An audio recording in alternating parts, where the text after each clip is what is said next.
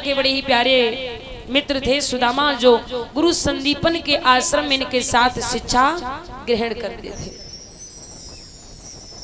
एक बार की बात है, दोनों सुदामा भैया और कन्हैया आश्रम में पढ़ाई कर रहे थे। गुरु पत्नी ने बुलाया। गुरु पत्नी ने कहा, लाला जरा इधर आओ, थोड़े जंगल चले जाओ, वन में चले जाओ, क्योंकि आश्रम में लकड़ियां नहीं है, लकड़ियां खत्म हो गई हैं लाला। गुरु पत्नी बोली काना से, मेरे लाला तन की धरिया।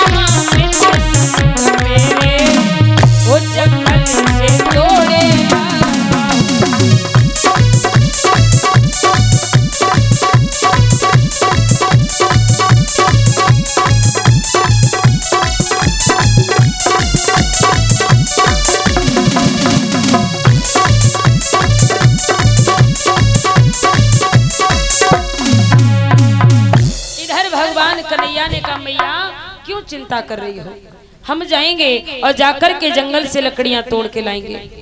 श्याम सुंदर ने जैसे मैया ने कहा, वे तो तुरंत तैयार हो गए लकड़ियां लेने के लिए। सुदामा भैया से कहा, जल्दी आ जाओ भैया। सुदामा भैया भी चल दिए, लंगोटी बांधी, लेकिन श्याम थोड़े आगे निकल गए। सुदामा भैया दिखाई देगे, बोले लाला जरा इधर आओ, दोनों मित्र भूखे जाओगे, सुबह से कुछ बना है नहीं, जब भूखे प्यासे जाओगे तो कुछ खाने के लिए ले जाओ। लेकिन महाराज उस वक्त आश्रम में कुछ नहीं था, कुछ चना थे, लेकिन वो भी श्रापित चना थे। वो ऐसे चना थे कि महाराज ये चना उस वक्त थे जड़ तक चलते भैया। एक ब्राह्मणी बहुत गरीब थी, इतनी गरीब थी महाराज, उसने एक एक रुपया जोड़कर थोड़े चना लिए थे। वो चना जब लिए थे, यही चना, तो महाराज उसने जाकर अपनी तिजोरी में इन चनों को छिपाकर रखा था। मन में विचार किया, हे प्रभु यही चना हो सकता है हमें अमीर बना दें और यही चना हमें गरीब बना दे। भगवान ने कहा, इन चनों से तुम्हें दोनों लाभ होंगे। तो ब्राह्मणी उन चनों को छिपाकर रख गई थी, तो एक चोर आया है, उस चोर ने उन चनों को चुरा लिया। क्योंकि भगवान की दया से वो चना जो थे वो सोने के रूप में बदल गए। तो उस चोर ने जब ये देखा तो वो चना चुरा कर ले गया।